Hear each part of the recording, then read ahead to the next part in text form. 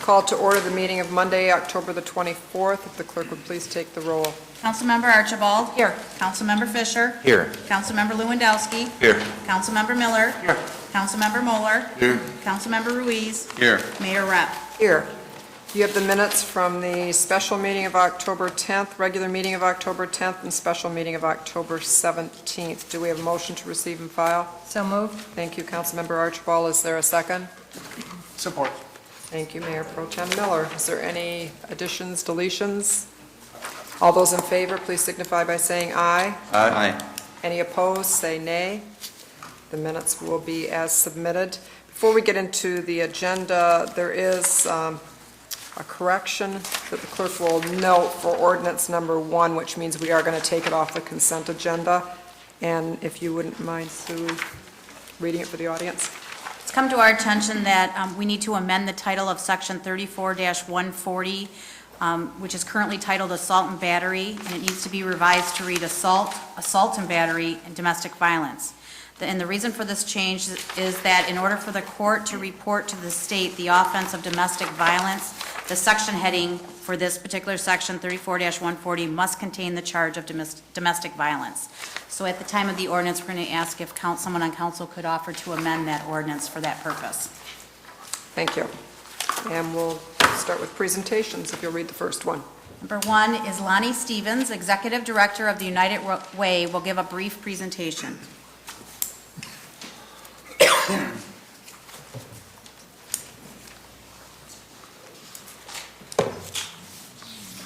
Good evening, council members, citizens of the community, the audience. It's nice to be here this evening and to talk to you about United Way. Of course, everyone knows that I have a great deal of passion for human services and most particularly for United Way. We're going to see a brief video and I'm going to let them, they're all set by the looks of it. We're going to start the United Way video and then I'll speak to you a little bit after the video's done.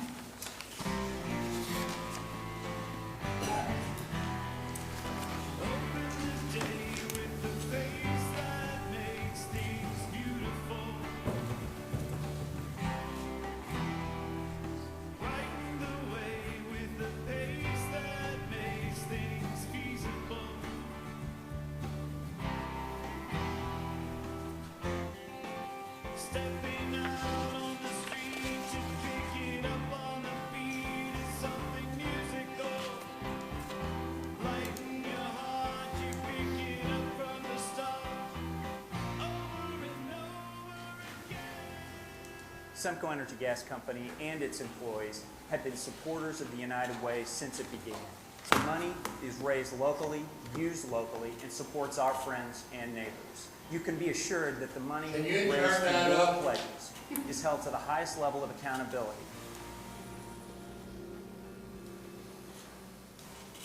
Here at Semco Energy, my coworkers and I support. They're trying.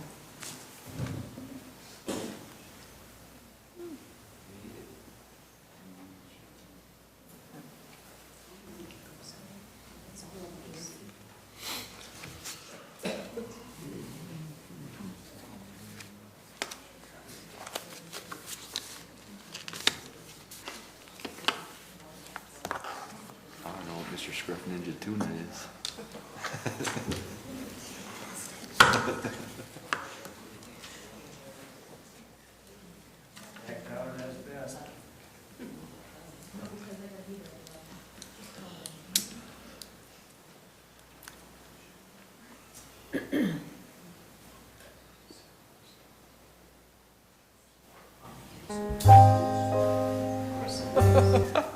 I think we have a few technical difficulties for a moment. Way through payroll deduction. It's the most efficient and effective way to support our friends, neighbors.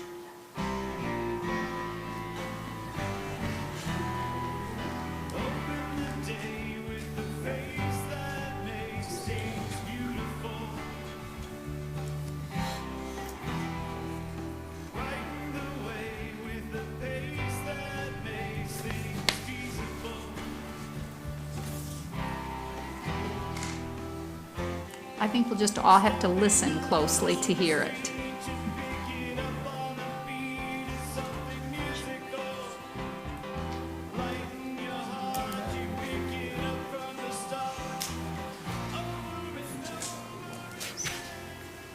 Semco Energy Gas Company and its employees have been supporters of the United Way since it began. The money is raised locally, used locally, and supports our friends and neighbors. You can be assured that the money raised through your pledges is held to the highest level of accountability. Here at Semco Energy, my coworkers and I support the United Way through payroll deduction. It's the most efficient and effective way to support our friends, neighbors, and others in the community who need help. Who knows when someone that we know personally may need a hand. It feels good to give back to the community and to help others. All United Way contributions make a difference because they are properly allocated with the highest level of accountability and community involvement. It's important for you to know that all funds raised here from your pledges are used for the benefit of St. Clair County residents. Let's review the process for a moment, and you'll see why I'm passionate about the United Way. When the annual United Way campaign is complete, then the Citizens Review Team goes into action. They review the various proposals submitted by the United Way agencies that provide programs and services with your contributions. It is important to know United Way doesn't fund agencies, but funds programs and services that the agencies deliver. After many hours of investigation and review, the Citizens Review Committee makes the final funding recommendations to the Board of Directors, who in turn review the recommendations and after much deliberation and discussion, approve the funding. The funding is based upon the current needs in our community and stays here to help our citizens.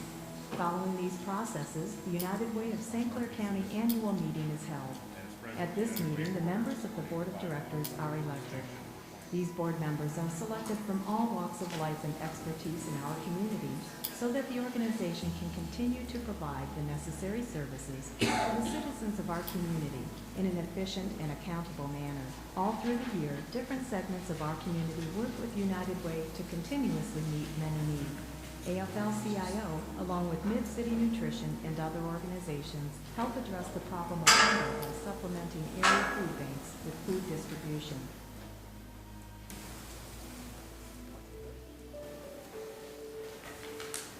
At Goodwill Industries, we help people to become productive citizens of our community. Every person earns a paycheck and learns new skills. At Goodwill, we help people work. Our family and I are pleased and grateful that our sister Patty has been given the opportunity to participate in the program here at Goodwill Industries.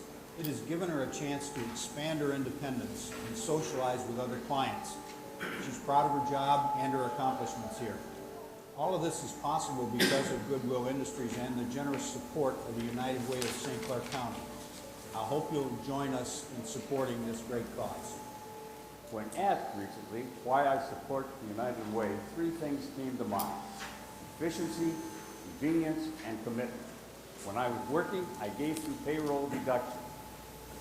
Now I can pledge through one-time check specified payments over the course of the year or on my credit card.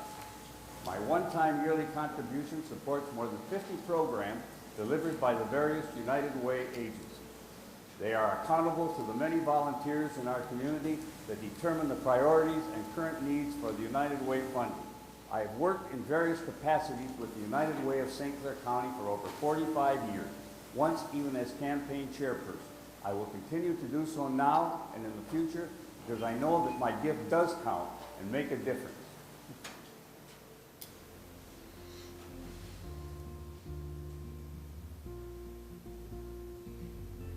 My husband Bill was a sixth grade school teacher for many years. Then he worked in sales for Sears. About 2 years ago, he started having problems with his throat.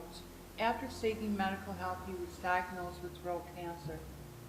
Later, as the disease progressed, his voice box had to be removed, leaving him unable to speak, which is something he loves to do. We are hopeful he will receive an artificial voice box in the near future so he can talk again. The visiting nurses have been very helpful to us during Bill's fight for cancer. They have been both professional, courteous, and helpful, allowing Bill to receive the necessary care at home. During Bill's illness, we have received household assistance funds from Community Action Agency. This is another program funded by the United Way in St. Clair County. Bill and I are very thankful to the Visiting Nurse Association and to the United Way for their help and support during a very difficult time. I've been working with and supporting United Way for the past 12 years. It's a great way to donate once and provide funding for so many different programs and services provided by various agencies, such as the Harbor, Catholic Social Services, Mid-City Nutrition Soup Kitchen, Safe Horizons, and United Way's Medical Loan Closet. In these difficult economic times when so many in our community are in need, I've personally limited my charitable donations to local organizations only. With United Way, I know that my donations stay local and help so many different people in our community. Please join me in supporting United Way of St. Clair County. We know that with the newest and latest technology, things change, but many things stay the same. Since the founding of United Way, citizens and communities across the country have come together to assist those in need, less fortunate, or in need of human services. We still do. As you can see by the cases we have presented here in St. Clair County, we continue to passionately support the ongoing and changing needs in our community. Please join me by signing your pledge card today.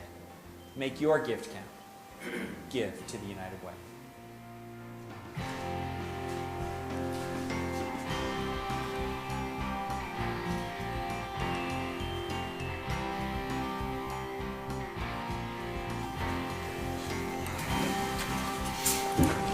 Thank you.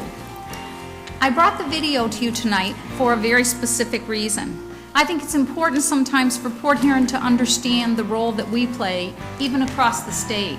I don't know how many of you are aware of this, but in 1924, the Port Huron Welfare League was formed here in Port Huron, in our community, and it was the first United Way in the entire state of Michigan.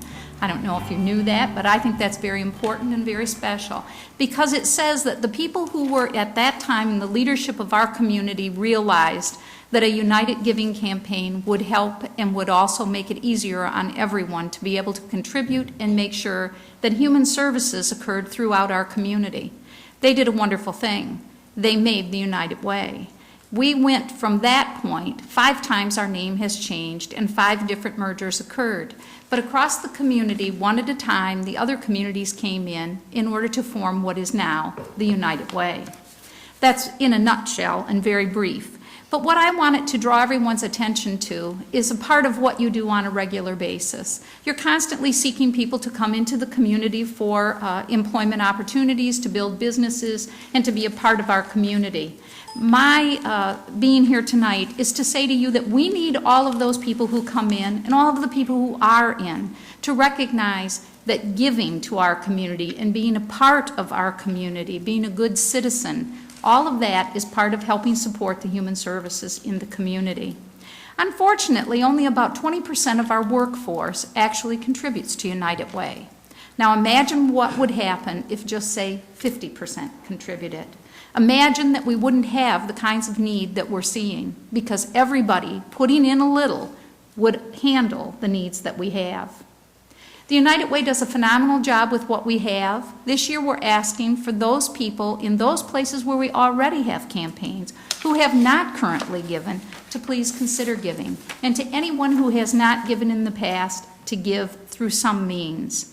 I want to tell you, though, that the businesses that come here and talk to you and come in are a part of our workforce, and when their employees come into the United Way seeking help, we document that. We can tell you how many times those businesses have had their employees come and seek help, and I can tell you who those businesses are, most of which are not the ones that contribute. They are the ones who don't, who come in and repeatedly ask for help and services. That's because they don't have a network, that's because they don't know. But United Way needs to have everyone involved, and if we can have the employers at every level and then branch out to even their retirees, we can take care of the human service needs in the community. But we have to do that by working together. That was the vision of 1924. It's the vision of the United Way today. If those among you who are on the council have not already put in a pledge card, and Bruce told me when I walked in and handed him one of our brochures that he'd already given and increased his pledge. That's what he told me. So I love to hear that kind of thing from everybody, but I certainly would appreciate if all the members of the council would look at the things that United Way provides, look at the agencies that we provided in the film and those opportunities. Those are resident support here, and those are people who are here. Those are some of the nonprofit businesses who are in your community. I ask that you please support them and that we spread the word. We're the oldest United Way in the state. We should be proud of that, and let's do something remarkable this year. Thank you very much. Thank you.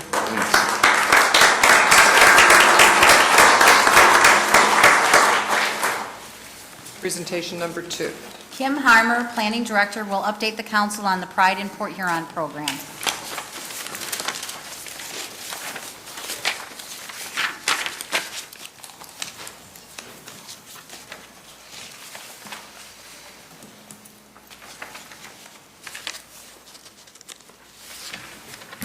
Good evening, Mayor and council members. Well, Pride in Port Huron, it's a campaign that we kicked off a little over a year ago, and if you'll recall, we came to you back in, I believe it was January of this year, just to give you some highlights of 2010. Wanted to do that a little bit earlier this year and let you know where we are so far, and then we'll be back sometime at the end of January, beginning of February, to let you know those year-to-end dates, and hopefully to talk about community development block grant funds as we do in February and where we might go with some of those as well.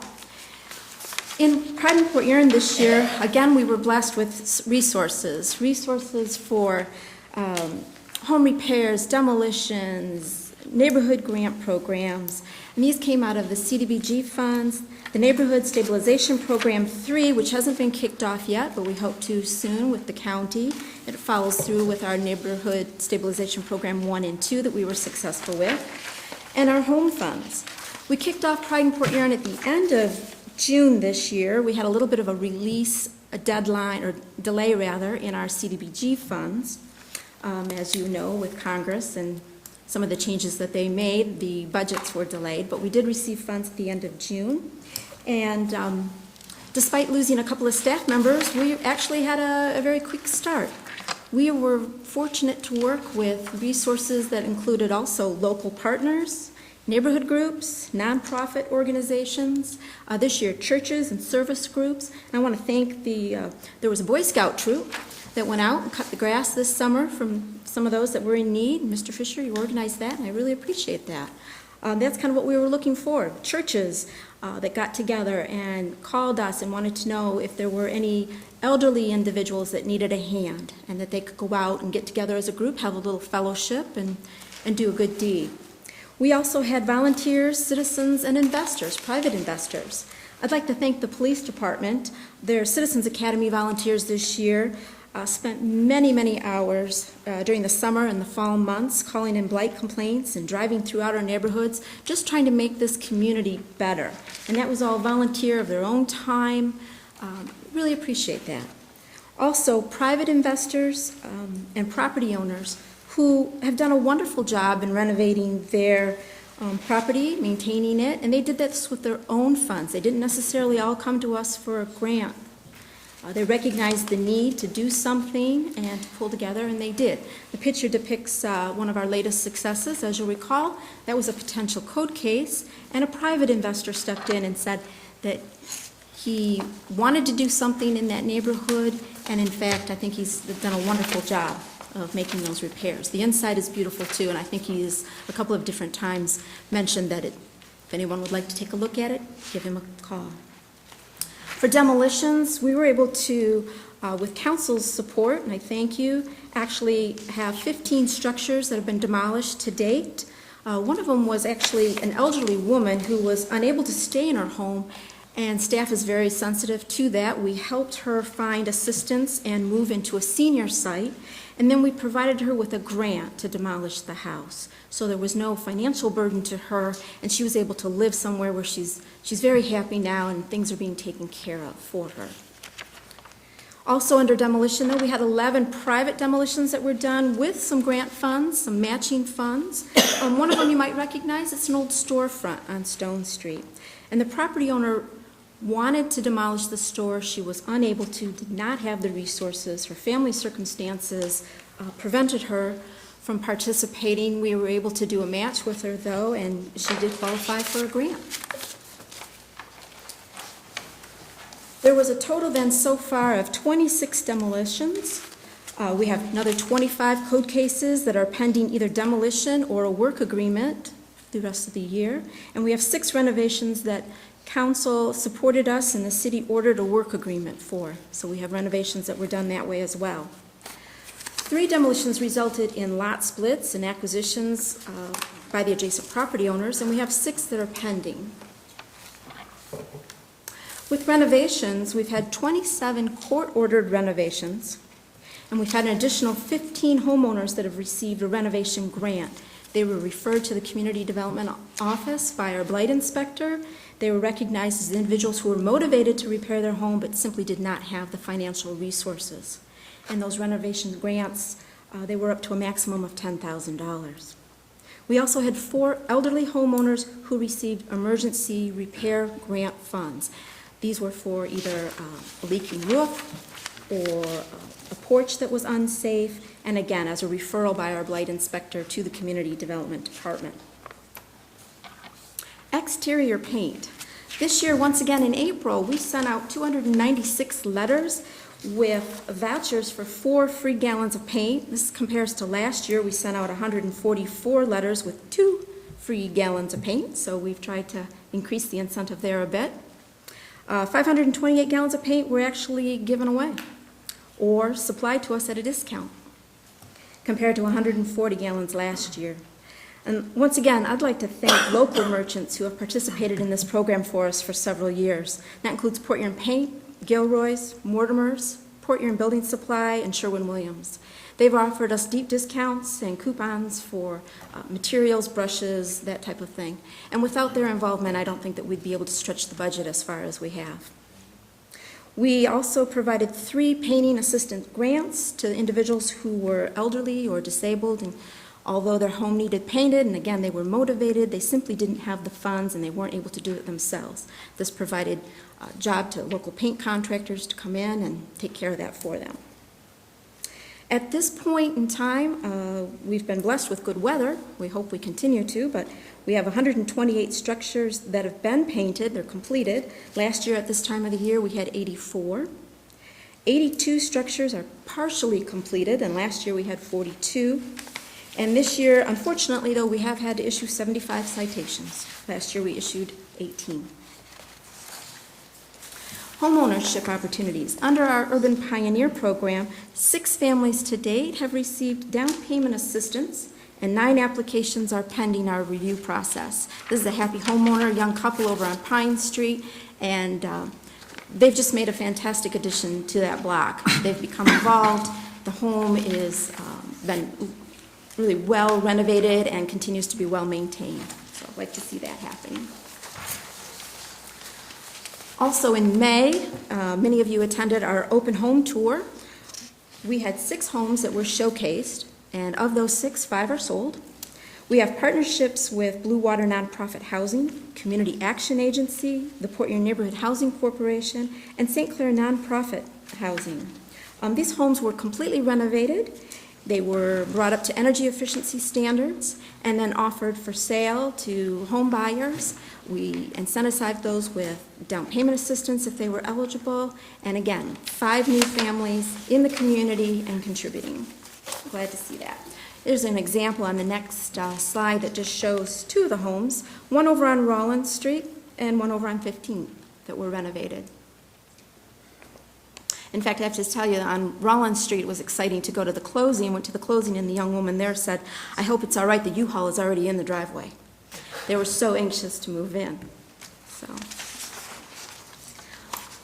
enforcement. To date, and this is as of the 1st of October, we've received over 1,500 blight complaints that we've acted upon. Last year, in comparison, the final total was 1,586, so it looks like we're right on target. 104 rental complaints, 76 inspection complaints, 28 court cases that we've gone to court for blight. We were unable to resolve the issue with the property owners on our own, and 144 tickets issued. You'll see every once in a while, I think you have some before you tonight as well, the grass cuts. And this year we've had, excuse me, 659 grass complaints that were received, and we had to act upon 243 of those. Last year in comparison, we cut 197. So in 2011, what have we done? Well, we've increased demolition grants. We've provided emergency home repair grants to the elderly, and this was something that we did a few years ago, but then we had to put on hold. We received resources to do that again this year. And we introduced a new program, which was to offer an opportunity, some grant funds, to purchase multi-unit dwellings to someone who might want to renovate it and convert it into an owner-occupied home. And if you would indulge me, I'd like to just give a little shout that we still have funds available. If there's anyone out there that is looking at a multi-unit dwelling and would like to convert that, live in the community, we have grant funds still available. So they can give our community development office a call and we'd be happy to help them. We also sponsored with the police department a crime-free housing seminar in March of 2011, and that was well attended, not only by neighbors that were concerned and involved, but by landlords. In partnerships, we partnered, of course, this year again with St. Clair County for the NSP3 program, and we're getting ready to kick that off. It's limited to foreclosed or vacant dwellings, and we anticipate with the funding that they'll be receiving, we'll be able to do 15 purchase renovation grants to bring, again, homeowners into the city, 10 demolition grants, and we'd like to also provide a combination of the Urban Pioneer program for some additional assistance to those. We continue to partner with Blue Water Habitat for Humanity, and I know that they were here 2 meetings ago, I believe it was, to talk about their legislative build day. And it was wonderful to see so many volunteers out, and really I was impressed with the number of young adults, teenagers, that donated their time to these projects. The last few days of the project, it was hot, it was humid, slightly uncomfortable, but you know what, we had a good time, and we enjoyed it. It's nice to see the results, and I know the neighbors and the homeowners were very appreciative of the effort. Operation Transformation, Make a Difference Day. You know, this just happened on Saturday, and for several years now, Operation Transformation has spearheaded Make a Difference Day and some projects. Really would like to give a special thank you to Reverend and Mrs. Seppo and their group at Operation Transformation for organizing the event. They contact us, they get us involved in case we have some referrals for them, and we also provided paint and supplies on some of the projects, some special trash pickups and things of that nature. Just a couple of notes, the smiling crew there from Colonial Woods Missionary Church, and they got all ready to paint. It was a little damp that morning, but the smiles seemed to brighten the day. Also, I'm really, again, impressed with the young people in this community. The young Marines came out, and they helped on Saturday to do a yard cleanup, and they did a great job. They worked hard, and I think they walked away with a sense of pride as well.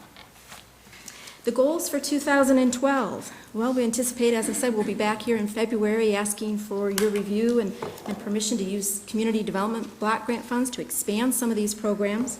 We'd like to expand and continue with home ownership and home repair. We'd like to leverage those resources again with nonprofits. That seems to go very well. Either we have the money for supplies and they have the volunteers, or they have individuals that need help and we have programs that we can match them up with. So we'd like to continue with that. And to continue to build partnerships with our neighborhood watch groups. The police department has just done a phenomenal job, and I won't steal their thunder for their presentation, but they've done a phenomenal job of putting together neighborhood watch groups and getting these individuals involved. And I commend each one of those neighbors for going out and not only just meeting, but walking their neighborhood and talking to each other and bringing some of those barriers down by getting to know what's going on in their neighborhood and who might need some assistance. We'd like to continue with that. We have cleanup grants that are available if they'd like to host cleanup events. And neighborhood identity, we'd like to take a look next year at some signage and some special projects that might highlight those neighborhoods. Also, we're looking at alley restorations in the spring. We've identified 20 to 25 alleys that could use regrading and stone, and typically that is the adjacent property owner's responsibility, but we are able to obtain some grant funds, and in the past, we've been successful in doing that. We'd like to continue with it. Sidewalk replacement program, you may remember this from a few years back, and again, we're looking at funding. This picture is kind of a dual picture. We've encouraged community gardens, and Blue November has done a wonderful job in the last 3 years, I believe now it is, in operating a community garden. But the sidewalk was bad. And so we wanted to make sure that while they're out there working the site, and certainly we have a sidewalk ordinance, we want to make sure that we're following that. We were able to get some funds together to repair the sidewalk as well. And we'd like to expand our demolition grants to some commercial sites. We've had inquiries, some individuals, and we've got some that are going through either bankruptcies or foreclosures, and we don't want to ignore those when we're looking at our demolition efforts. We want to make sure that it's not only homes, but it's commercial sites that are either safe and secure or they're removed so that our neighborhoods are. Thank you very much. I want to again thank Council for your support in these programs. Certainly without your support, we'd not be able to go forward. And I'd like to thank my staff for all their hard work. They've put in a lot of extra hours, as well as all the employees in the city, whether it be that we needed information from them or just lending a hand. And thank you to the community groups that have really stepped up this year. I appreciate it. Thank you, Kim. You're welcome. Good job.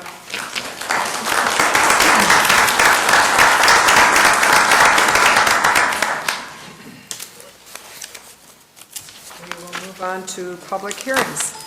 Number 1 is to hear comments on MAG IAS LLC's request for an industrial facilities exemption certificate. Following the public hearing, council will give consideration to approving the application of this company for an industrial exemption certificate for a period of 12 years for personal property. I guess I don't have to say if there's anyone who would like to come forward and address the council, because you're already there, so please go right ahead. You'll have to forgive me, Madam Mayor and members of council, Mr. Brown. I'm kind of used to doing this a little different way in the communities I came from in the past. We always did the presentation first and then open the floor for public hearing, so. Go right ahead. Sorry if I... No, you're fine. Okay, good, thank you.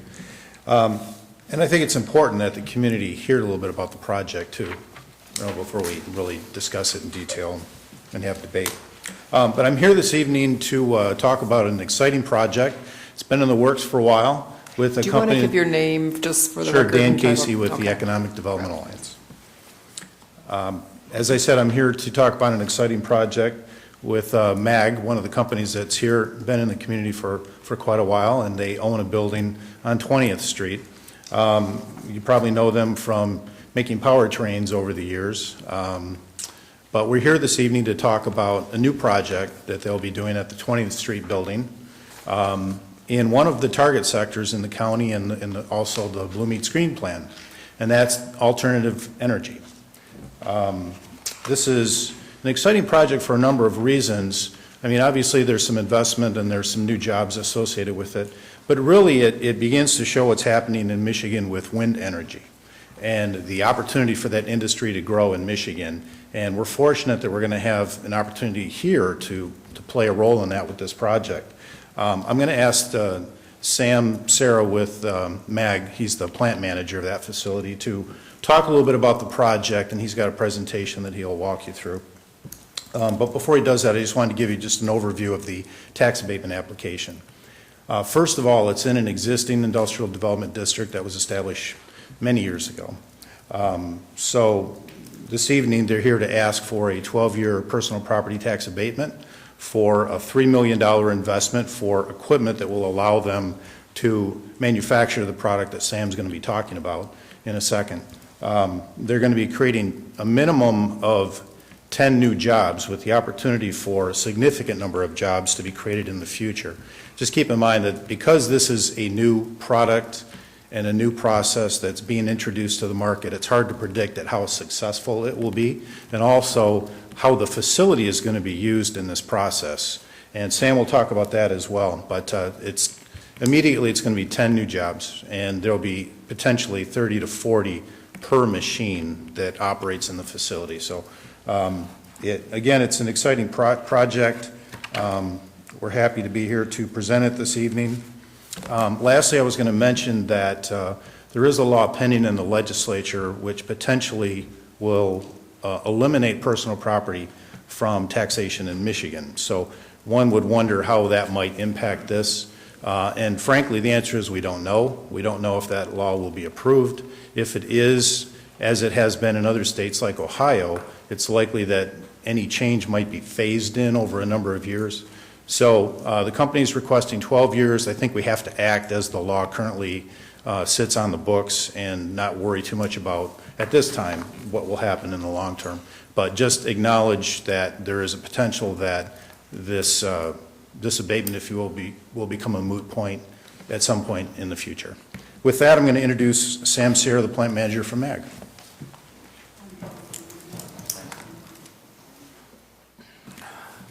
Good evening, Mayor, council members. As Dan had mentioned, I'm Sam Sierra. I'm plant manager for MAG on 20th Street in Port Huron.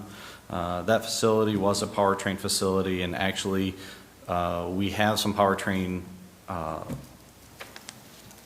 work going on there right now. We have some activity that has overflowed from the Stone Heights facility that is being built there and will be built there over this next 6 to 9 months.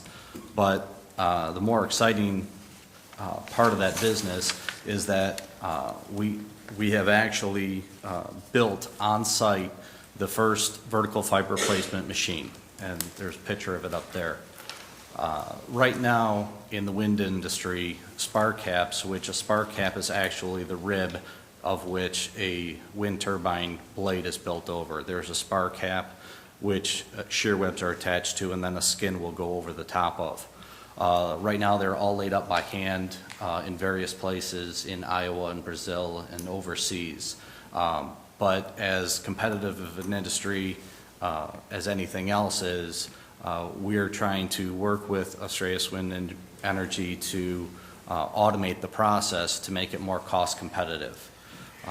Again, this is the first fiber placement machine. It'll allow spars to be laid up with automation and cured right in that facility.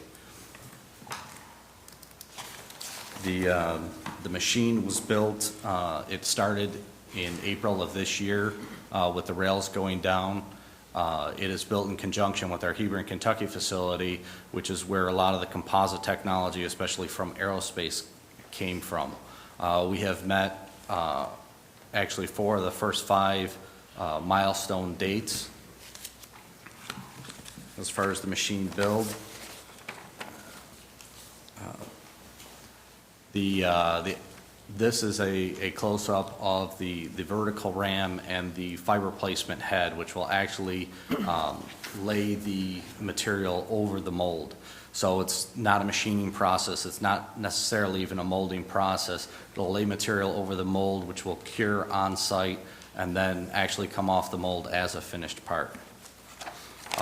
In conjunction, again, with working with Australis Wind Energy and actually some funding from the MEDC, we made a conscious effort to use Michigan suppliers wherever we could within the build. And actually 49% of the original material budget was actually sourced from the state of Michigan. These are, again, some pictures, and I would be welcome to any tours if anybody would like to stop by the plant and see this. Right now the machine is built on site. It is wired up. We are in the tech out phase. The plan is to have the machine up and operational by the end of this year. And then we are going to go into prototyping of spar caps in the first and second quarter of next year. Up on the left-hand corner is a picture. That's 2 halves of a mold. Actually, if you took the section on the right and flipped it over, that mold is actually 37 meters, which is roughly about 120 feet, and that's going to be our prototype. The production tool is going to be 48.7 meters, which is about 160 feet long, that we'll be producing at a rate of about 6 a day if we get into production. One of the other reasons for this technology using carbon fiber is it makes the blades stronger, which you can make them longer, and then that'll generate more electricity. Also, it'll allow for a more efficient layup than a hand layup, and it'll give more quality and consistency. Again, our initial application is to develop the process, develop the technology. It'll be a prototype R&D type facility until we can get that perfected. Our long-term application of what we want to do is to be building spar caps off the machine that you've seen pictured here. The facility, as powertrain eventually will build out and leave that facility, has the potential to house 2 duplicate machines. So there could be a potential of 3 machines down the road. And it's our intention to eventually turn this into a production facility, not just a prototype facility, but that is the first step. Alternative applications, again, a lot of this technology came from our Huron, Kentucky facility that uses this technology already in aerospace. And there's potential to possibly, along with energy, lay up different aerospace parts under this machine as well. Any questions? Anybody on council have questions? Yes. How long have you guys been in Port Huron? MAG actually purchased the old Cross Huler facility, and they, I believe it was in 2005 or 2006. They've been running that location as a powertrain facility until they began to move out last year. But MAG does own the facility. Cross Huler has been in that location since 1980. Any other questions from anyone on council? Yeah, did you? Oh, Yeah, I was just going to say, Go it's ahead. exciting to see you investing in our community and the innovative approach you're taking, and so we're real pleased. Thank you. Mayor, Yes, Councilmember Moeller. I didn't catch your last name. I got your first name, Sam, so. Sam Sarah. Sarah, Mr. Sarah. Just curious, is the company a community player? And by that, I mean, does your company participate with the local United Way Foundation? Actually, I received my United Way package in the mail today from my company. Thank you. Actually, Gene Castle and Nancy Castle are our HR people, and yes, we do participate. Thank you. Thank you very much. Thank you. Is there anyone else in the audience who wishes to address the City Council on public hearing number 1?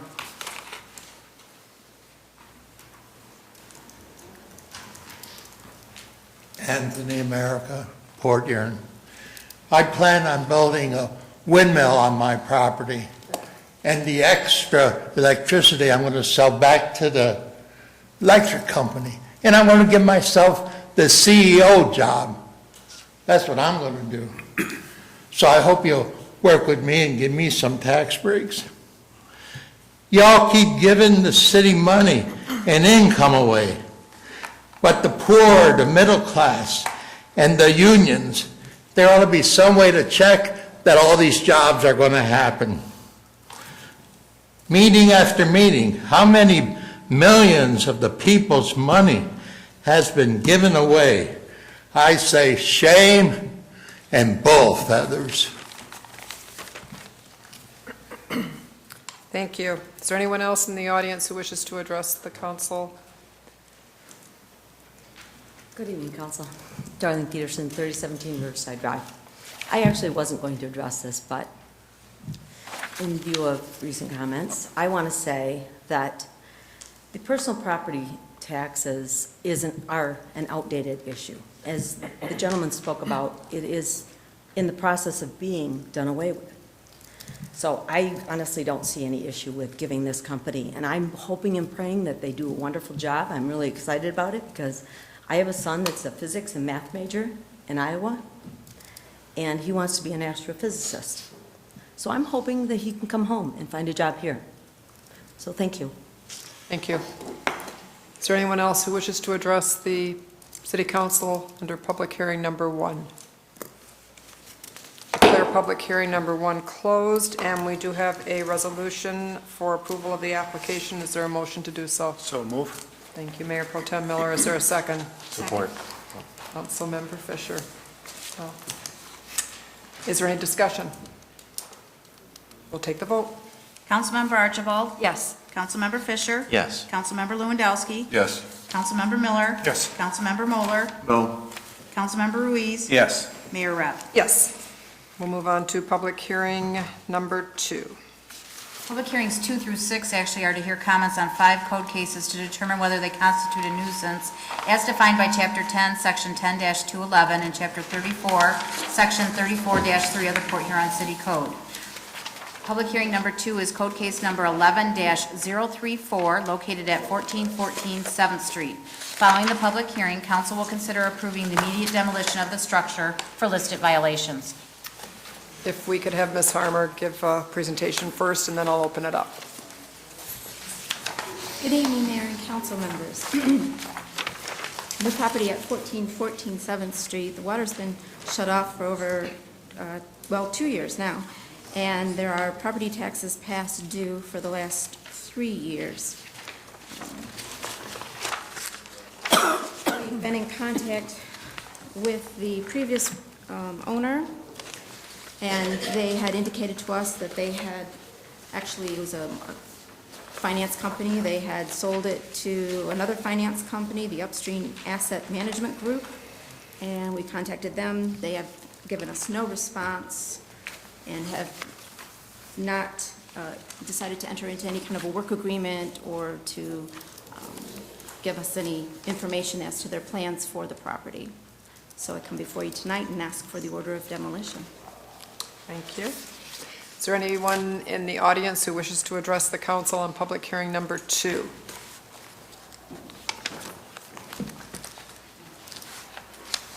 Ken Harris from Wall Street in Port Huron. I'd just like to make a generic comment. I think we're doing a good step in the right direction, but I think what I like to see here tonight, maybe it's something we can do in the future. The entire 1000 block on Pearl Street should be looked at for demolition. Thank you. Thank you. Is there anyone else in the audience who wishes to address the council on public hearing number 2? Declare public hearing number 2 closed, and do I have a motion for Councilmember Moeller? Is there a second? Support. Mayor Pro Tem Miller. Is there any discussion? Mayor Rep, Yes, Councilmember Lewandowski. I think I have a question probably for Councilman Fisher. I've seen some bad roofs in my time. How does a roof get that wavy? I know, I saw that. No, I've never seen anything like I've that. seen some bad ones. I've never once seen one that wavy before. It's funny, because I was looking at the pictures, and they look like they're newer windows, replacements that were put in just a few years ago. I don't get any of that. That building makes no sense to me. Quite the roof. That's, Any other discussion? We'll take the vote. Councilmember Fisher. yes. Councilmember Lewandowski. Yes. Councilmember Miller. Yes. Councilmember Moeller. Yes. Councilmember Ruiz. Yes. Councilmember Archibald. Yes. Mayor Rep. Yes, we'll move on to public hearing number 3. It's for code case number 11-035, located at 1307 Scott Avenue. Following the public hearing, council will consider approving the immediate demolition of the structure for listed violations. Thank you, council members. Property has had the water shut off since May of this year. And again, in contacting previous owners, we did at one point have a conversation with a real estate company who had the listing, and they informed us that they no longer had that listing. The previous owners have not responded to us, nor has the mortgage company.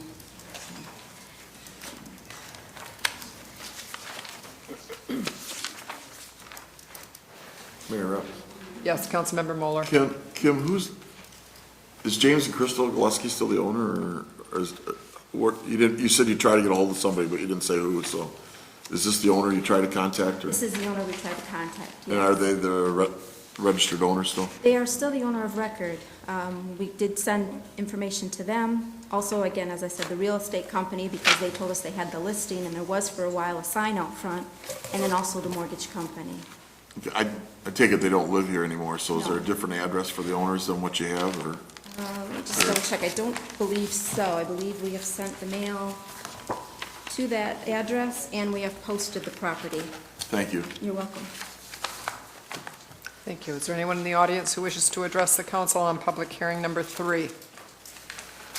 Seeing no one, I declare public hearing number 3 closed, and is there a motion? So moved. Thank you, Councilmember Mueller. Is there a second? Second. Councilmember Archibald. Any discussion? Take the vote. Councilmember Lewandowski. Yes. Councilmember Miller. Yes. Councilmember Moeller? Yes. Councilmember Ruiz? Yes. Councilmember Archibald? Yes. Councilmember Fisher? Yes. Mayor Rep. Yes. We'll move on to public hearing number 4. It's for code case number 11-037, located at 2319 8th Street. Following the public hearing, council will consider approving the immediate demolition of the structure for listed violations. 2319 8th Street, the water was shut off in March. Again, we attempted to contact previous owners to no avail. It is now in the holding of BAC Home Loan Service out of Fort Worth, Texas. They have not responded to us. We have hosted the home several times and have had no response from either the previous owner or the owner of record, which is now BAC.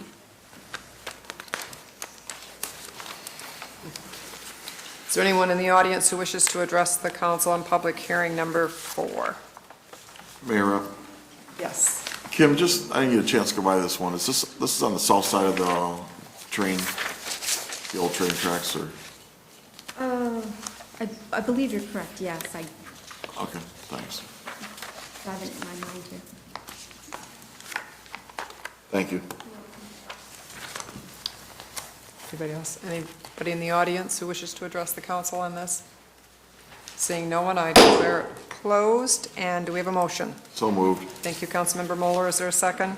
Second. Councilmember Archibald. Discussion? Take the vote.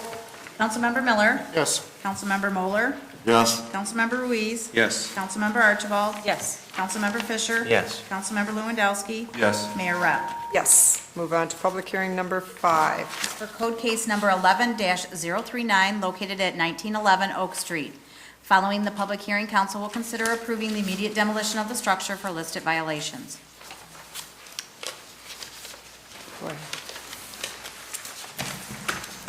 1911 Oak Street.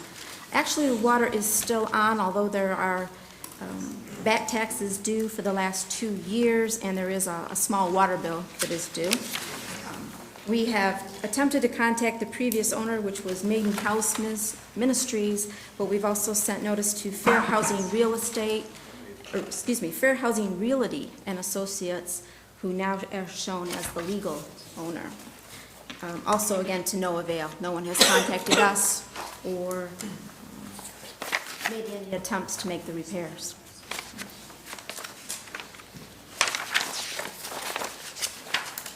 Is there anyone in the audience who wishes to address the council on public hearing number 5?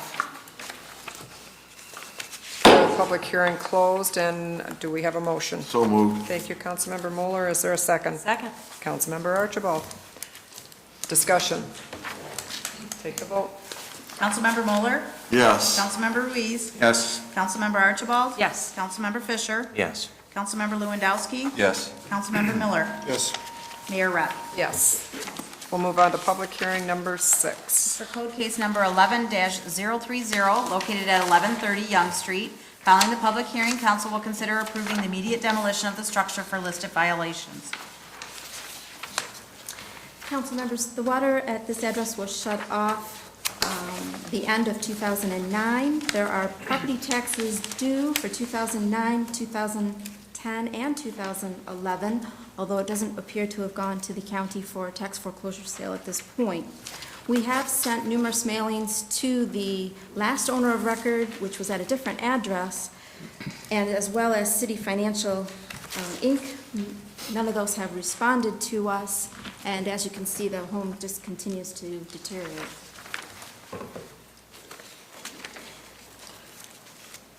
Mayor Rep.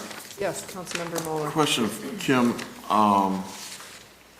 Someone of high caliber, let's see, reliability told me that someone's still living in this home as of today. Squatters or what? Well, we can certainly have the police department check that out because there is no water, and the previous owner is given as another address, and they're not responding, so if we've got someone in there, we'll need to. Well, Mrs. Enright is the highest quality reputation in our community, and she says someone's still living there as of tonight, so. Well, fortunately or unfortunately, there was no one there while we went and did our inspection, but we will certainly have the police department check that for us with our Thank you. inspectors. Appreciate that. They might get a surprise if it's torn down around them, right? They'll wake up, that's for sure. Yeah. Thank you. I have one quick question. Yes, go ahead.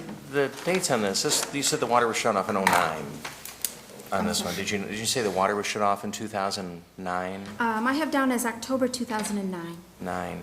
And then there's 3 years of back taxes? 3 years of back taxes. Now, this is different than the other properties. The other ones we're moving pretty quick on. Is there any reason, if this started in 2009, is it nobody complained about the property until this year? Because I noticed the dates That's on just everything it. here is this year. Yeah, that's just it.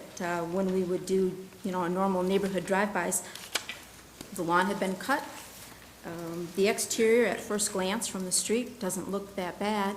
What we started to notice was, obviously, when we started going through that neighborhood with some other projects and pulled records of any water shutoffs, and then had our inspectors go out to kind of match addresses with water shutoffs to see who may or may not be answering the door and what might be going on with the property. We had a blight complaint last summer, and that was sent out, and it was with regards to the grass, and it was taken care of. So that's really the only thing that we had. Yeah, it could be, like me, I've been known to mow neighbors' grass before, too. I guess that it surprised me then, we don't have any way to track if water is shut off on someone that we don't go see why, or follow up automatically on that? No, we do. What we've tried to do is, after 6 months, the water's been shut off, we get a listing, we've asked for a listing from the water department, and they've compiled that for us. And then we send our inspectors out to take a look and see if it matches up with a home that's in disrepair or any activity, if we don't have any, previous complaints on it. We've tried to step that up, where instead of waiting 6 months, we go 3 months. You can imagine, though, the volume that we've had over 191 foreclosures since January. We've also been trying to track those as well, so it's just unfortunate that there's so many. And a lot of times, too, we'll get water that's shut off for 3 months. Someone's a snowbird, if you were, and they come back. So 6 months was where we started our process. I would assume that most snowbirds would contact the water department and ask for that to be shut off, though. That's true, but then we have to kind of manually go through and see if there was a reason attached to the water shut-off versus run a record for water shut-offs because of non-payment or at a request of someone. The era of computers, I'm just surprised that has to be done manually. Well, we're working on that. We are working on that. With that new BSA system, and I can't thank you enough for supporting us in the financial end of that, of acquiring that, because that has allowed us to go in and do a lot more with it than what it's just marketed as. But again, time and resources. So. Mayor. Yes, Councilmember Moeller. Kim, there's no pictures of the interiors. Well, yes, there is. Okay, last page. I guess going off of what Councilmember Fisher said, and if we don't know if anybody's living there, I guess maybe this is a question for the legal department. Even if there's squatters there or something, do we have to serve, before we can demolish it, would we have to serve eviction notice and so on and so forth? And I'm wondering if we should postpone this for 2 weeks or whatever. No, that would not be an issue. Okay. You have a procedure to follow, you follow the procedure of the notice provisions, and then your job is to sit as a quasi-judicial body and decide whether or not it meets the definition of a dangerous building. Thank you. Is there anyone in the audience who wishes to address the council on public hearing number 6?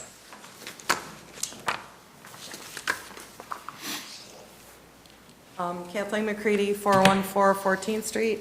This house is in my neighborhood. I've been walking by it when we walk our dogs. We go down around that way. The grass was cut today. I believe people have not complained because that block is nearly 100% rental owned at this point. And this house is going to leave a big hole in that block. I mean, most of the block is well maintained and that house has not been an issue. There have been big orange stickers on the door for 2 years, so I don't know how nobody could miss it, even city employees. But it'd be nice if there could be some rehabilitation there or a homeowner restored in that block, because I believe the last homeowner is walking away from their house right now in that block. So, thank you. Thank you. Is there anyone else in the audience who wishes to address the council on public hearing number 6? Declare the hearing closed. Do we have a motion? So moved. Thank you, Councilmember Mueller. Is there a second? Second. Councilmember Archibald. Is there discussion? We'll take the vote. Councilmember Ruiz. Yes. Councilmember Archibald. Yes. Councilmember Fisher. Yes. Councilmember Lewandowski. Yes. Councilmember Miller. Yes. Councilmember Moeller. Yes. Mayor Rep. Yes. Concludes the public hearings. Now is the time for public comment. If there's anyone in the audience who wishes to address the council on any item either on the agenda or under their jurisdiction, please come forward, give your name, and you have 4 minutes. I have an inquiry concerning resolutions. When can you ask something about resolutions that are on the agenda? Okay, what is it that you, Is now the time? I don't if want you to... have a question about it, yes, go ahead now. Okay, I have a question about resolution number 6, the charter amendment. I'm just wondering why an amendment is so soon. The charter hasn't been in place that long. And I'm also wondering why, if someone already connected with the city that was qualified for a job, an administrative job that came open, why that would be inappropriate. I just don't understand the amendment, so I would like explanation. At that time, then, it will be explained. Okay, thank you. Thank you. Is there anyone else who wishes to address the council? Good evening. I'm Jacques Simon, and I'd like to thank you for this opportunity to speak. I'm a junior at Port Huron Northern High School, and I'm also the president of Port Huron Northern's Junior State of America chapter. On November 1st at 7 p.m. in the Port Huron Northern Performing Arts Center, the Port Huron Northern JSA will be hosting a debate between the 3 candidates for the mayorship of the city of Port Huron. It is a forum run like any other, but the difference in this debate is that all questions are student-based, and the purpose of it is to raise student and teen involvement in politics and across the board, as well as mainly into local politics. Now, once again, this debate will be at 7 o'clock, and I'd like to invite all city council members, as well as any members of the audience, and anyone in the community as well. All questions will once again be asked by the students, and I see it as a fantastic opportunity for not only the city, but the students as well, to raise public awareness in politics and help the city out in general. Thank you very much, and thank you very much. Thank you.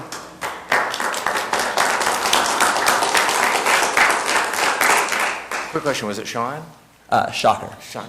All right. Yes. And what was the date? I missed that at the November beginning. 1st. November 1st. At 7 p.m. 7 p.m. Thank you very much. Thank you very much. Enjoy your day. Thank you. Hey, Tuesday, yes.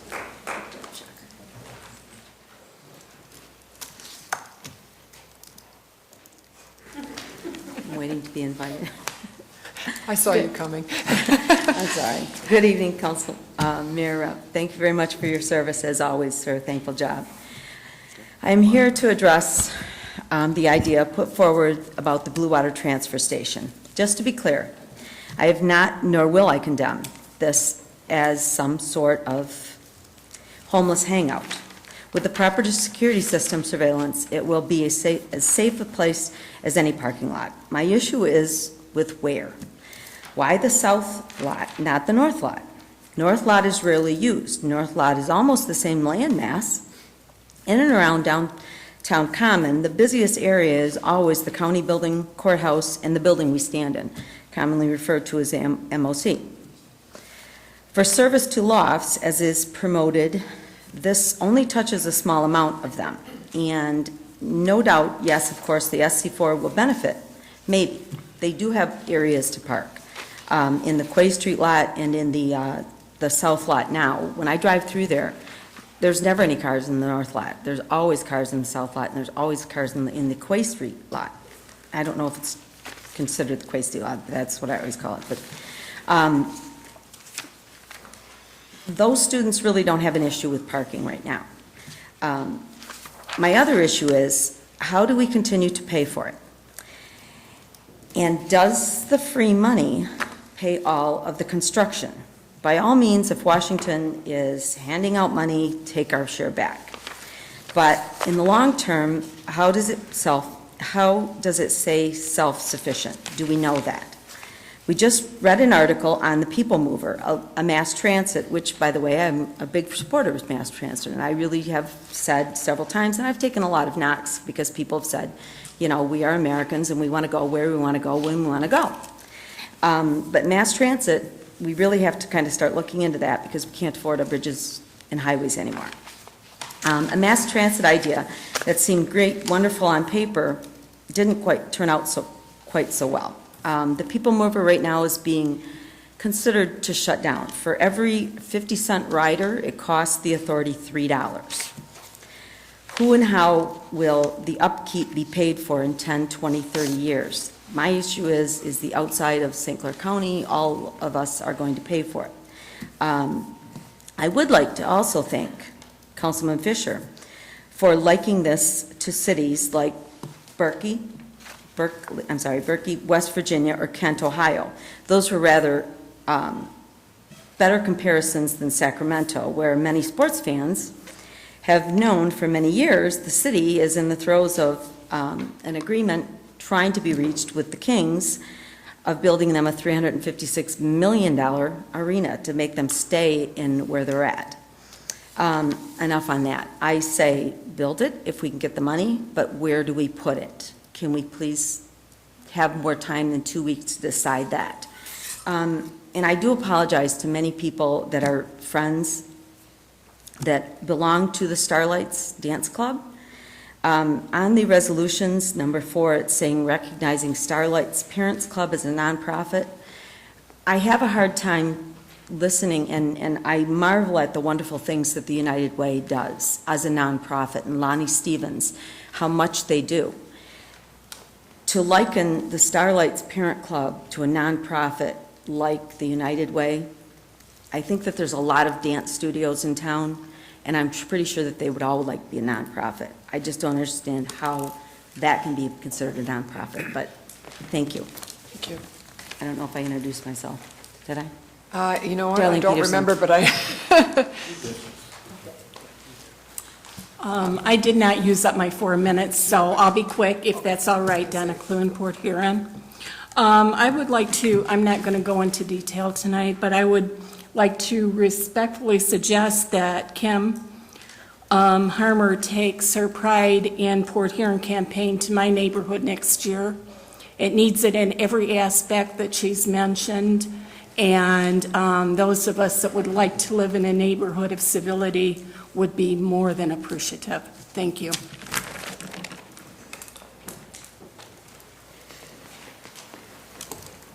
Good evening, Mayor. Good evening, council members. My name is Ken Harris. I live at 1521 Wells Street. First off, I'd like to discuss a candidate forum that happened on October 13th. First off, I'd like to take the exception to the fact that I felt you're harassed after I made comments about the city's bidding process. I think as much as the city council members or incumbents take exception to the bid process that I tried to explain at that meeting, I also take offense to how they represented it. If you look at the bid process, all you have to go do is Chapter 2, 797 of the bidding process. Under the exceptions, the following purchase of goods, services shall be exempt from local bidder preference: emergency purchases, sole source purchases, cooperative purchases, request for proposal, bid solicitation, federal funding, and based on performance character, and bid solicitations that use life cycle cost. If you further go on and you look at this ordinance as it was passed, there's conditions for local businesses. The condition of this is if the bidder of the city-based business is premised upon the bid of the lowest bidder. Basically, what's that mean is if the city bidder is within 3% of the low bid, they have to match the low bidder's price. I don't think that gives any advantage to the city of Port Huron company that wants to bid for our products. If we're going to give a bid, I think that we have to be fair, and if it's a 1%, then let's give them that 1%. But I don't think we just should disguise it on basically a thing that says they have to match the low bidder.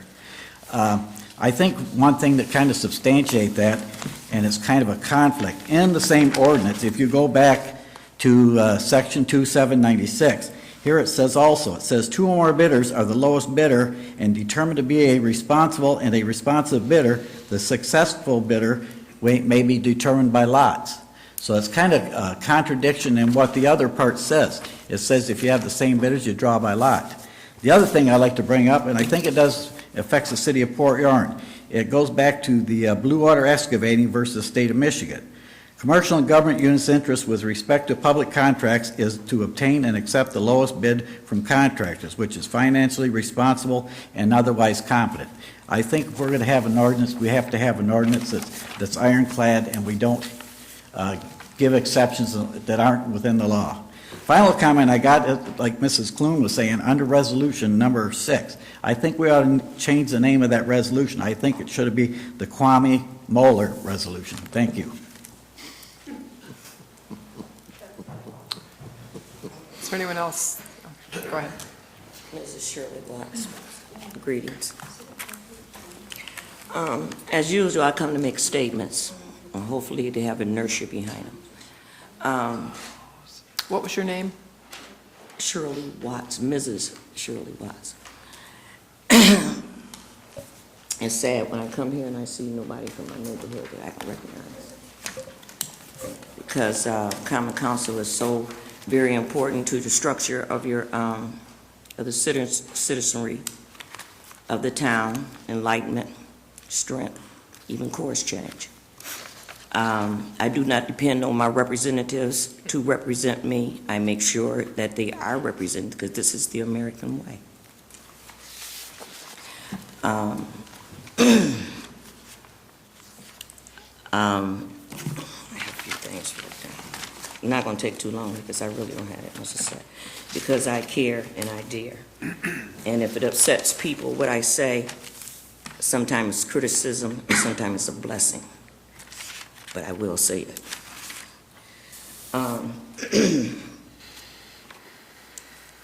I would like to see, once again, Mrs. Knox or her husband represented on that field. I would like for a sign to say who they are. They gave their land away. Why? When? This is only respect. I would like to also say that I would like to have Dr. Ware represented, the first doctor. We want to get ethnically, but it's just history. It's a neighborhood's history, you know. And he was the first black doctor in South Park, MD. And Dr. Washington, first black dentist in South Park. You know, this is history. Like Edison, this is history. You know, it may not mean a lot to some people, but you have different ethnicities here, and different things mean different things to them. Now, I like to see downtown, as far as the yacht boat night. I hate it has went downhill so badly. I hate that Port Huron downtown lacks luster, because I'm 62 and I remember when it did. I know what the problems are. And another thing I would like to say, I would like to ask, who are all on council? You know, besides, I know the mayor's on council. And I'd like to know, who are you, Mr. Brown? He's our city manager. Everybody else is on council. Okay, and the rest of the people are just voted in, regular council members. Everyone is voted in except for Mr. Yeah, well, Brown. I know, yeah, okay. That's very important to me. The reason why it's very important to me, because Common Council is a buffer between the people and the mayor. It really is. This is how you get your voice heard, you know. And like I said, I come to make a statement. And I hope it has inertia. And I'm going to make a statement, whether it bless or criticize. I really don't care. You know, because the more we go forward, just like you're looking at Wall Street. Oh, and I hope that this job give some jobs. I really do. See, I worked at the Detroit tank plant.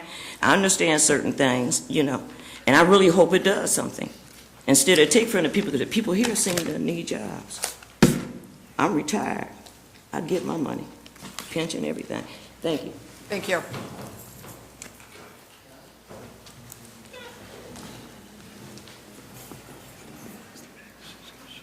Good evening, Monica Mercurio.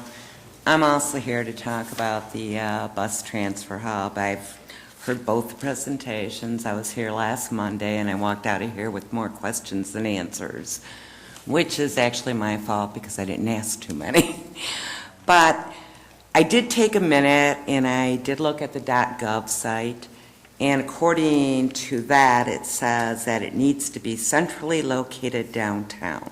It's pretty open language. Port Huron's this big. Central location is whatever we say it is. So the McMorran lot isn't required to fulfill that grant. And that kind of is my sticking point, putting it in the McMorran lot. Councilmember Archibald made a really excellent point. She said if we're going to give away a piece of property, which is truly what we're doing, we're giving it away to the BWTA, that we should give it to a private investor who then could take over, you know, maintenance of the lot, build something, and later give us some tax revenue and maybe even a few jobs. So I do also understand, and what I've been hearing is that a convenience factor is a part of this. It's convenient to downtown, it's convenient to the lofts, it's convenient to McMorran. Well, the whole thing is, though, it's a parking structure with a bus transfer point attached to it. So you park, you get on a bus, and you conveniently find yourself within steps of McMorran, downtown, and then the lofts. But I think my biggest concern when I was going back over this was the actual cost. I understand we're getting the money from the government. I'm talking about the cost for parking. I'm saying build it somewhere else, so don't misunderstand that. But we don't know how much it's going to cost to park there. Nobody's mentioned that. And I remember just a year ago when this city management and you city council members told all of us that the reason that we had such low parking revenue for the 2010 Blue Water Fest, it's Fest, not festival. Anyhow, our city management said to us that members of this community know where to find free parking. And we have to recall that on that particular day, we didn't have McMorran to go park in. In fact, you, Councilmember Muller, and you, Mayor Rapp, you two agreed. Wait a minute. It didn't fall in, but Mr. Clay, could you check it for cracks? Cut her mic off because I know she's not telling the truth now, Mayor. I really couldn't resist after the last couple of weeks of you guys agreeing so often. So I'm really sorry. But seriously, both of you said you found free parking that night. And city management told us that members of this community know how to find free parking. When I went by McMorran tonight, I saw 4 people going out of their way to find free parking. 2 of them crossed over Pine Grove and then walked back. Tonight, they're charging $1. What concerns me about that is that this 5-story parking structure isn't going to be self-sustaining. And sooner or later, our millage will go up or we'll need more grants. And unless this community has Miss Michigan pageants or Silver Sticks or Blue Water Festivals 365, what we're going to end up having is 5 stories of pretty close to empty parking Monica, structure. Sorry. 4 minutes are up.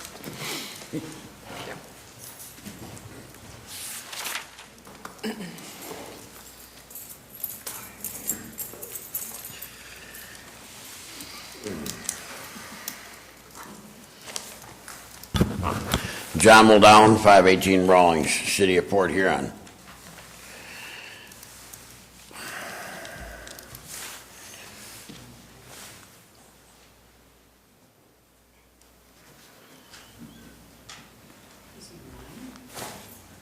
That's a question mark. Question. 4 months ago, I came here in this very spot to talk about the boardwalk. A lady, one of my customers, a lady from Texas, was pushing her daughter in a wheelchair, enjoying this beautiful view that we have, that we all call home. And upon walking, pushing her daughter down the boardwalk and enjoying this beautiful view, she came a spot on the cement, where the cement was here, and the next block was up here. Enjoying the beautiful scene, she almost threw her daughter out of the wheelchair. I brought this up to City Council 4 months ago. Nothing has been done about it. Now, this past weekend, again, there goes our tax dollars. We're supporting Marine City, Owasso, Croswell. Tax dollars that go out the door and will never see the light of day because we don't hire small business within our community to support this community. So those tax dollars turn over 10 times full. So a company shut down the boardwalk on probably the last nice weekend. Why on the weekends beyond me? That should have been done during the week. That's common sense. Families that work all week, they want to enjoy the boardwalk, walk their dog, their families, ride a bike, stroll in a wheelchair down the boardwalk. But instead, a company came in, 6 gentlemen, 3 vehicles, took them all day to caulk every 25 yards, and they put caution tape from the grass to the railing so nobody could enjoy the boardwalk this past weekend. I want to thank you very much, and I'm speaking for the tours, the townspeople, and those poor little guys with the 4-leggeds. Like I say again, our tax dollars are being thrown out the window. And here's another thought of the day. 300 garbage trucks come over the bridge from Canada every day. 2,100 a week. 9,000 a month. Over 100,000 a year. And we talk about going green. That's enough to bury the city of Port Huron. It's possible that we could build a facility here to recycle that garbage, and it would create a lot of jobs, but it would take a community coming together. You know, we have 2 or 3 different garbage sites in our surrounding areas. Smith's Creek, 29 in Gratiot, and I believe there's another one toward the north end somewhere. Now, we have the largest resource of fresh water in the world. Are we going to sit here and turn our heads and jeopardize this fresh water that's going to be there for generations to come, our children's children's? We must think for our future. Thank you very much. You're welcome. Is there anyone else who wishes to address the City Council?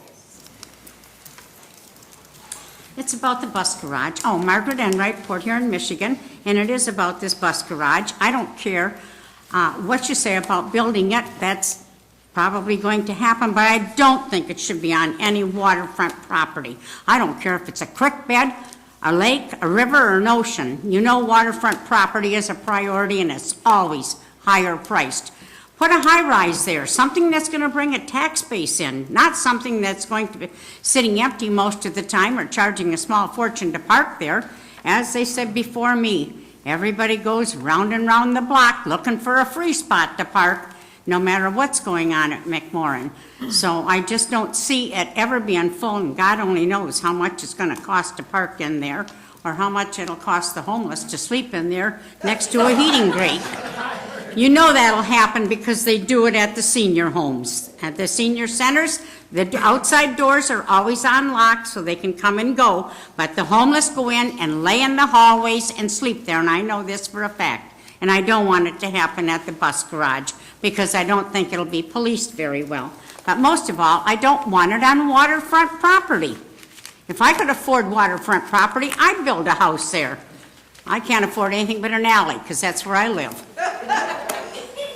Thank you. Is there anyone else who wishes to address the council?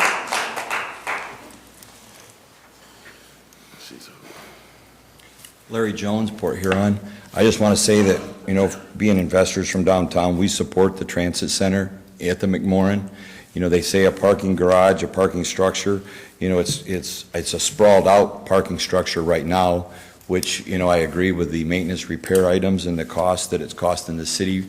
So if we've got somebody that's going to take and put a parking garage there and a green space and make it all new, I think it's great, for the, as far as for all the points that the grant is taking in. We have McMorran, we have the college, we have the aging, we have the city. So I think with all those points, and anything that I have heard for that site, whether it's high-rise apartments or a hotel, everything is based around a parking garage, a parking structure at this point, what I've heard anyway. I really think it'd be a benefit to McMorran, because I could sure see grants, in the future with a walkway over into McMorran. I think that's going to, bring more people into that structure. I can really see the excitement of downtown, and I really feel that the downtown is really going to grow over the next 2 years. And I think that's going to help. If you go to any city, Chicago, that's a larger city, but you have buildings. We were just in Cincinnati even. I know it's a larger community, but you have high rises and you have parking structures because you have to park. So, I just think, I think it's going to be a great benefit for the city. Thank you.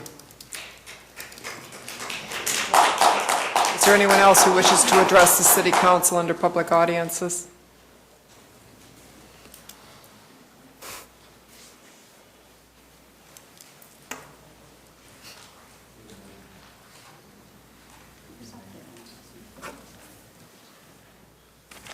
Anthony America, Port Huron. Councilman Fisher should be applauded for bringing the federal grant to our city. Let's give him support and honor. Councilman Mauler should be applauded for not giving the city's money away. Councilman Miller, it's a shame you're not running in the election. I would have voted for you. Also, since we have a new police chief, there is a remarkable sense of community goodwill towards the city and the people by the police department. Haven't seen that or felt it for years, but it's there. The best is yet to come for our city and its people. We are indigenous Americans, we are white, we are black, we are rich, we are poor. We are gay and we are straight. We are believers and we are non-believers. Let's work together for the common good. Thank you. Thank you.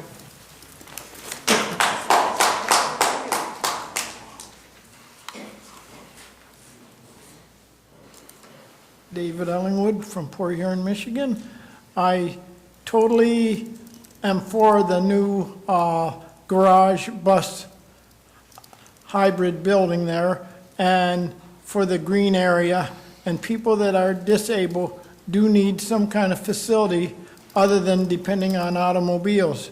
Because as the fuel, as oil gets more and more expensive, there'll be people that aren't disabled will be in the same boat that we already are as disabled people, not being able to drive unless you have a friend that owns a car or that. Thank you. Thank you. Is there anyone else in the audience who wishes to address the city council?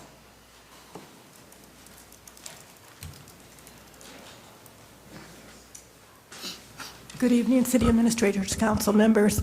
My name is Sharon Bender. I live on South Boulevard in Port Huron.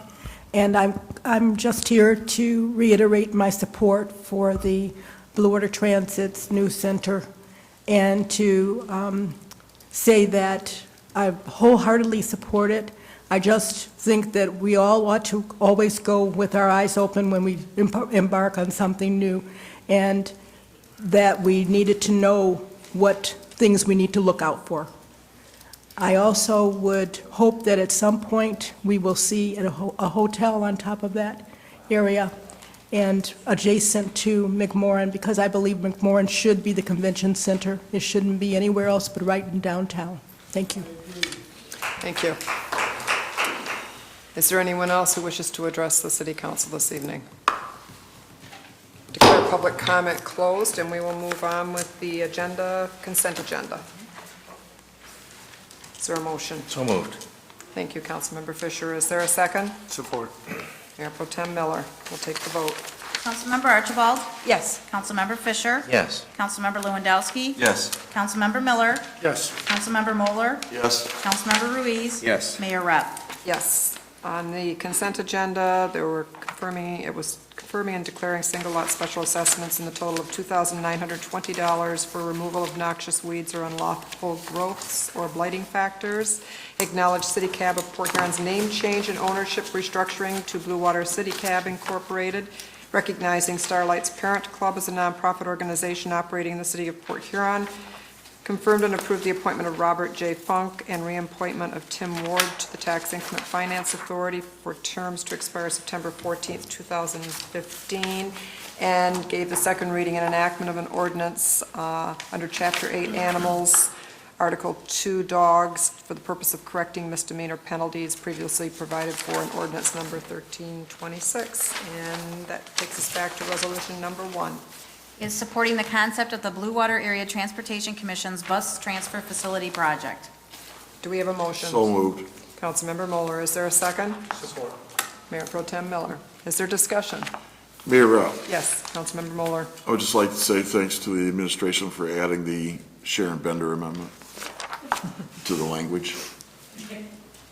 Is there anyone else who wishes to make any comments on this? Yes, Councilmember Lewandowski. I think it's just important for people to know that we're not actually approving the bus station to go in McMorran parking lot tonight. It's just to give them the go-ahead and start looking at designs and that, and I think people need to know that.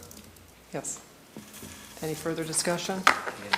We'd like to thank council, if you all decide to support this, so we can move forward for an addition to our community. And again, I did a presentation again today to a group in town, and kind of showing some of the issues, some of the things we're looking at, and site selection and what's going on, a little more detail on the grant.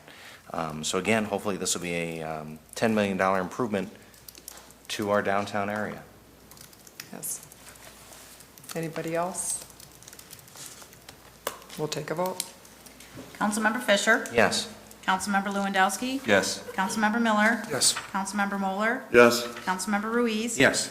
Councilmember Archibald? Yes. Mayor Rep? Yes. We'll move on to resolution number 6. Is authorizing a charter amendment proposal be submitted to the voters on February 28, 2012, that would prevent a city council member from becoming employed by the city as an administrative officer until 2 years after their termination of service on the city council. This resolution was requested by Councilmember Lewandowski. Is there a motion? So moved.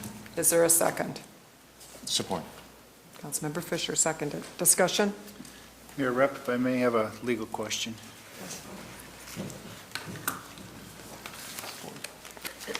Is protocol to approve this and then send it to the Attorney General in the Governor's office, or is it to be sent to the Governor's office, Attorney General's office, get their approval of the amendment that we're suggesting? And Yeah, at this point, it would be a three-step process. One is if you approve it tonight, and I believe it would have to be 5 out of 7 would have to vote for it. And then the next step would be, it would be submitted to the Attorney General for approval by the state. And if it passes that approval, then it would be placed on the ballot for the citizens to vote on. Does it have to be approved before a council can vote on it, though? No.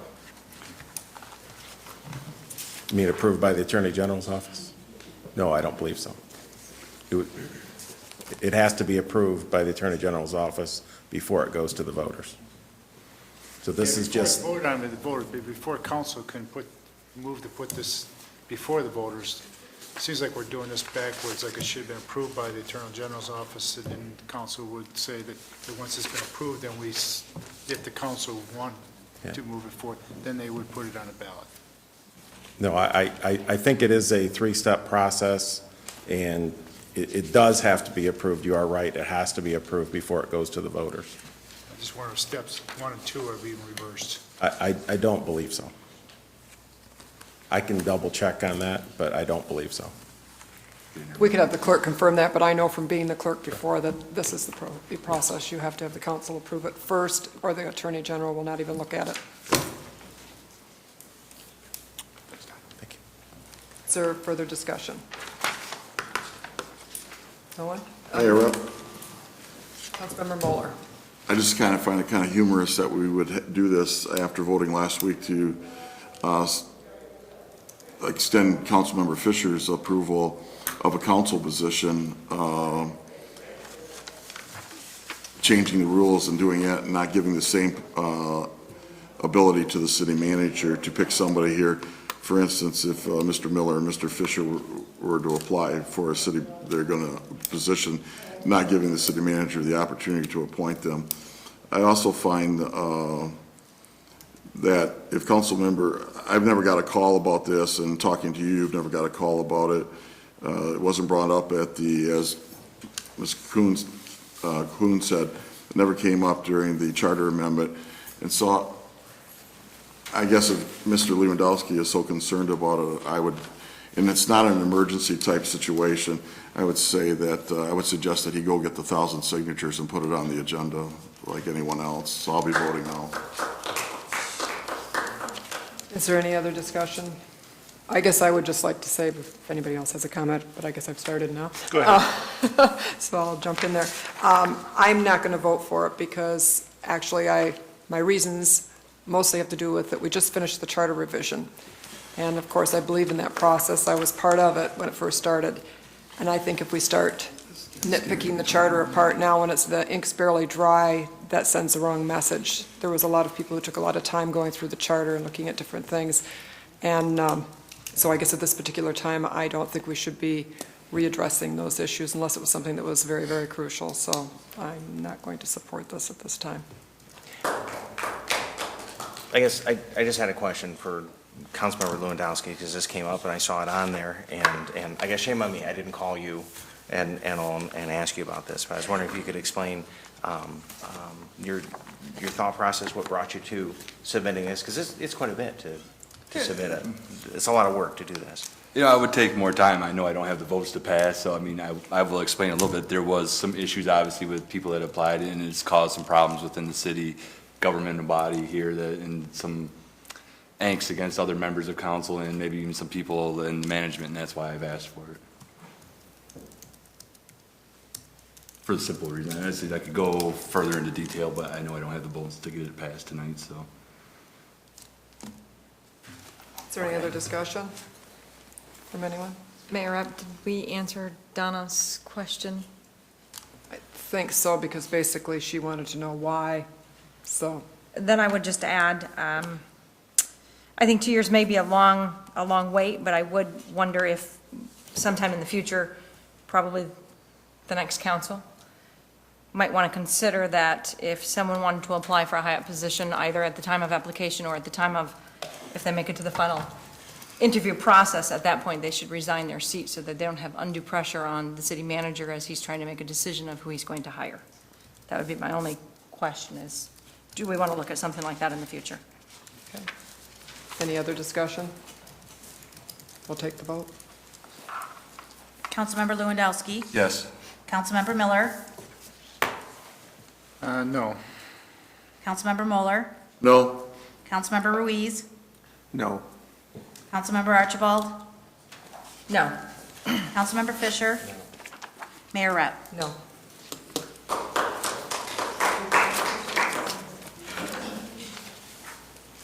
We'll move on to ordinances number 1. It's being given its second reading and enactment and is an ordinance to amend Chapter 34 offenses of the Port Huron Code of Ordinances for the purpose of correcting certain misdemeanor penalties previously provided for in ordinance number 1325. Now, this is the one that needs the additional, well, I just wonder if somebody can make the motion before I ask for the motion, as amended. So moved. Then we don't have to do a two-step process there, we'll just do it all in one fell swoop. Okay, we have a motion, is there a second? Second. Councilmember Ruiz, is there discussion? Yeah, Mayor, Yes, Councilmember Mueller. can you explain it to me? I didn't catch it the first time it was explained earlier, and I'm missing it here. What are we adding this, I'll have or it what are for- we adding? Okay, it's the new one that's, okay. Proposed amendment to ordinance number 1. Right, the only thing you'll be changing is the heading to section 34-140. Right now, it says assault and battery. We are being asked to change it to assault and battery, and domestic violence. Okay, and that's what I thought you said, but I didn't see 140 on the, Right, at the time of this, it was suggested that no changes be made to that section. but I don't see section It's on the very first page, right where your finger was. It says no changes between those two sections at the very bottom of that page. Oh, okay, all right, It would have appeared between there. all right. Thank you, I understand it now. Okay. Any further discussion? We'll take the vote. Councilmember Miller, Yes. Councilmember Moeller, Yes. Councilmember Ruiz. Yes. Councilmember Archibald. Yes. Councilmember Fisher. Yes. Councilmember Lewandowski. Yes. Mayor Rep. Yes, that concludes our agenda. Is there anything else to come before the council tonight? I'll go ahead. Sure. I just, I'll speak more next week, the next council meeting, but just want to express my gratitude for administration. I think you got an extremely qualified, professional staff. See John and Todd and Bob and Chief there, and Kim and Bob and Julie. Just thank you guys for your great professional service and support and information, and you guys are top-notch, and it's been a real privilege for me, once again, to have served in this city council and represent this city, but the city's fortunate to have really good, quality, top people, and I admire you, and I've come away more than once going, wow, we got good people. I just wanted to publicly thank you guys for your professionalism and quality that you provide to the city. I don't think it's always appreciated, so thank you very much. And to the citizens, I just thank you for entrusting me once again with this honor and privilege. We got a great city here, got a lot of problems, we got a great city, and it's been a real joy for me. You'll probably see my face show up again someday, but at this point, it just felt like it was time for a break, and personally, and I just want to thank everybody personally for the support and their involvement in this community and making it a better place, so thank you very much.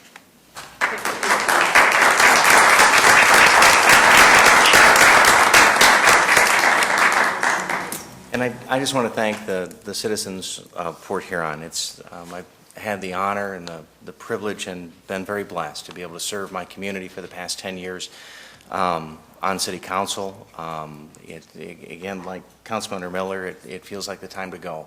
I made the decision about 2 years ago that this would be my last term.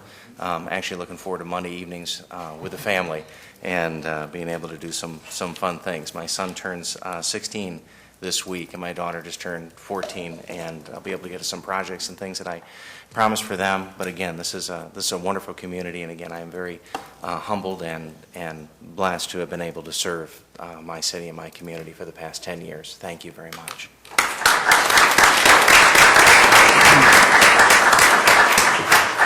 Thank you, both of you.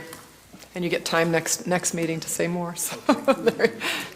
Is there anything else to come before the council? If not, I'll take a motion to adjourn. So moved. Meeting adjourned.